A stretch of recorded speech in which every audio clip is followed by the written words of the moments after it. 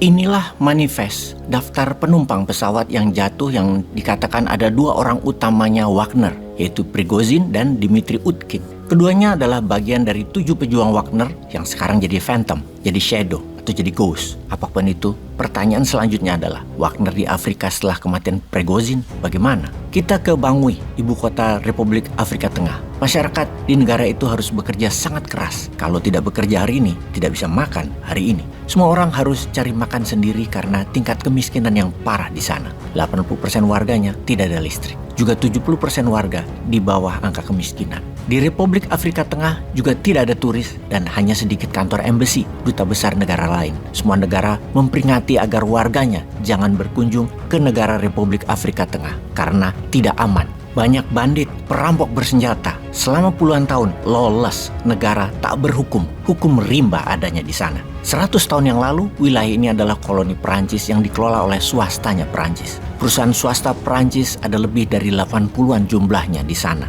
Mengambil getah karet dan juga berbagai hasil kebun. Berburu gading gajah, tempat berburu berbagai binatang Afrika. Pertambangan, terutama emas. Itulah yang mereka koloni. Perusahaan Perancis tersebut memperlakukan warga setempat layaknya budak. Semuanya kerja paksa di bawah ancaman laras senjata atau pedang. Warga hampir tidak mendapatkan apa-apa, di mana rata-rata usia penduduk kala itu tidak lebih berusia 40 tahun. Meninggal dengan berbagai alasan kesehatan atau dibunuh atau terbunuh karena kerja paksa. Dalam 5 tahun ini terjadi perubahan yang sangat berbeda karena ada sekelompok mercenaries sangar bernama Wagner di sana. Kita tahu Wagner adalah milisi swasta binaan Departemen Pertahanannya Rusia, terkenal berani, sangar, dan brutal dalam prestasi mereka di Suriah dan Ukraina. Wagner yang melakukan banyak dirty work-nya Presiden Putin, namun berbeda di Afrika dan di Crimea. Strategi berbeda karena di Afrika, Wagner buat uang. Wagner make money in Afrika. Wagner menguasai tambang berlian dan tambang emas di Republik Afrika Tengah. Langkah pintar Putin yang pinjam tangan mercenaries Wagner yang bukan hanya jago perang, namun jago untuk membuat uang. Lalu, apakah Wagner memerlukan Prigozhin untuk mengelola Afrika? Kalau sudah jadi debu Prigozhinnya, apakah Wagner menjadi lemah juga? Apakah Kementerian Pertahanan Rusia tidak memakai Wagner lagi sebagai PMC, Private Military Company? Masih ada Ridat PMC misalnya yang juga sangar dan 7 lagi PMC binaan Department of Defense Rusia.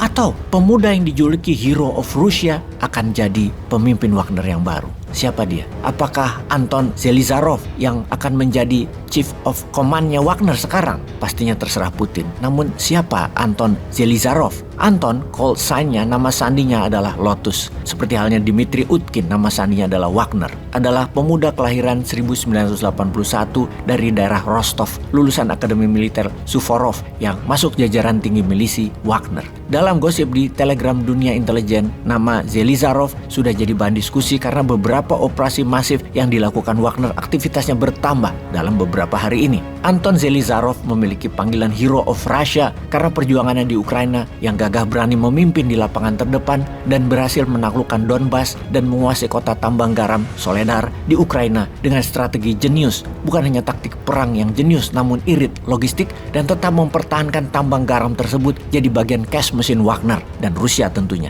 Zelizarov punya latar belakang yang liar, sama liarnya seperti Prigozhin yang preman dan kriminal sampai pernah dipenjara 8 tahun. Anton Zelizarov pun pernah dihukum penjara 3 tahun karena disersi militer, tempat dedikasinya sejak tahun 2003 di Divisi Airborne karena membuat perusahaan swasta militer yang akhirnya diakuisisi bergabung dengan Wagner di tahun 2016. Dan Anton adalah salah satu orang penting di Wagner dengan call sign Lotus number M1036. Pengamat intelijen mengatakan bahwa Zelizarov merupakan orang terpenting di Wagner Belarusia saat ini yang bolak-balik mengatur Wagner di Afrika. Sebagaimana kita ketahui, struktur kepemimpinan Wagner sangat tertutup rapat. Jadi ketika adanya pemimpin baru di Wagner, tetap tidak akan ada pengumuman resmi dari pihak manapun, namun dipastikan pasti garis lurus ke Kremlin. Wagner akan terus berperang bagi pemerintah Putin karena beroperasi di daerah abu-abu yang tidak bisa negara lakukan, terutama di Afrika. Bahasa militernya adalah plausible deniability atau dipakai oleh Rusia untuk penyangkalan yang masuk akal. Bahasa diplomasinya Putin banget ya.